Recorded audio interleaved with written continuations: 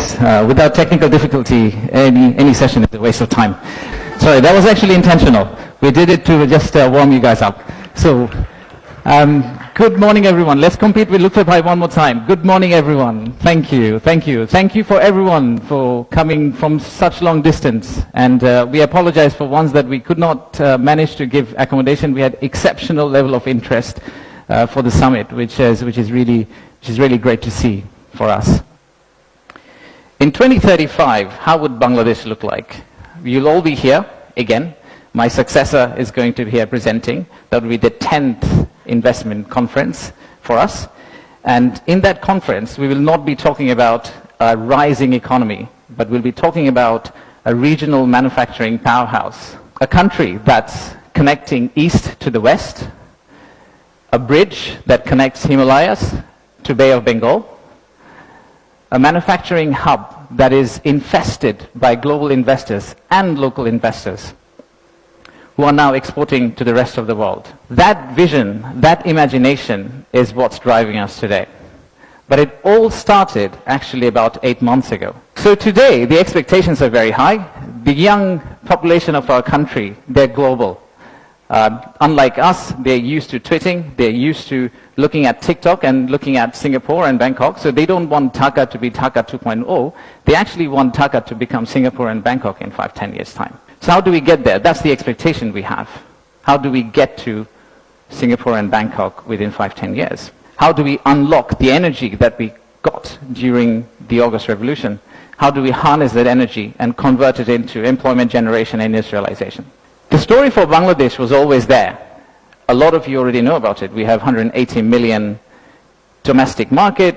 We have a young population. Almost half of it is less than 25 years old. The middle and affluent class is about 35 million people, which is as big as the Malaysian total population. We have many, many other factors that has led to where we are today.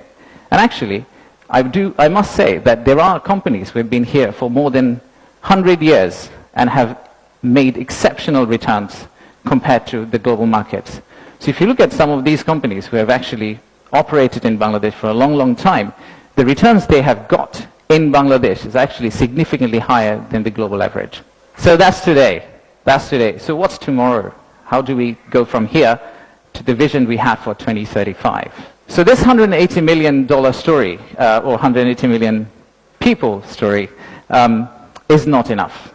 I think we need to redefine market. We believe the market is actually much larger. When we talk about market, we should be talking about a much larger regional market which you could potentially serve out of Bangladesh. You set up your factory here, you export out to all these markets. At the same time, I would expect these markets to set up their factories and push it back to Bangladesh. Use the ports of Bangladesh and potentially export out to the rest of the world. So the narrative that we've had of why invest in Bangladesh is not really a domestic market 180 million story. It is a regional story and it's a global story. To further strengthen ourselves, we have decided to enhance our port capacity. In Chittagong area, what you see now, we are actually tripling that within the next few years, which is essentially allow this region to consider Bangladesh as one of the biggest logistical hubs. However, that's not all. We need to do a lot more. So at the beginning of interim government's period, we actually decided to talk to more than 200 CEOs and entrepreneurs who actually are doing business in Bangladesh today.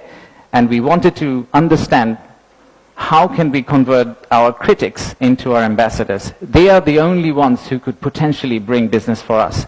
They are the only ones who, if they travel abroad and say Bangladesh is a great place for business, that's when we are likely to get more investment. So we divided all their complaints into two groups, or the solutions that came out of their complaints. The list of challenges are very long. It's from the earth to the moon and back. But we whittled it down to a few action items, some of which are short-term wins, so some of that you see here, some of which are actually long-term policy reforms that we would like to also undertake and set the direction of travel for the country in the right course so that the incoming government, the next government, the political parties who come and start driving this economy, they can follow the same script for us. I'll give you a few examples. Let's start with, we talked about a true one-stop service. There are two elements of one-stop service. The first one is the human element, and then there is a digital element. In the human element piece, what we have decided to do is we are going to co-locate the primary agencies, the high touchpoint agencies for our investors in one location. So that instead of the investors walking around different ministries, and we have a lot of them in Bangladesh, they all come to one office and they end up meeting everyone. We've also decided, like banks, and I am from banking, I guess that helped, that we are going to set up a relationship management team under BIDA. What it would essentially do is, just like a corporate banking, relationship banking manager, he would hold hand of the investor and walk them around the landing process. Let's take another example. Our friends in National Board of Revenue helped us set up the authorized economic operator. It's essentially the green channel, or widely known as the green channel setup, where if you're a good customer, you are able to circumvent some of the custom checks and fast-track your process through the ports. That has been picked up as one of the biggest challenges that we have, the time it takes to go from your factory all the way to your customer. And finally, let me show you one more example of policy change. So as you all know, there are many government agencies. We also know there's private sector. The dialogue between private sector and government agencies has not necessarily always been the most collegial. So how do we break that apart? The first thing we need to do is to club the government agency into one. We need to show one face. We need to be one outfit for our customers, our investors. And then create a bridge between our private sector and the government of Bangladesh. So what we are planning to do is to set up a private sector advisory council that will actually counsel the head of state directly on a regular basis, essentially voicing the changes that they would want to drive the economy forward. So these are some of the examples of what we are planning to do. And if we are able to do that, we do believe that we will get to the end, the vision we have for 2035. Now, of course, there are many, many other factual reasons, statistics.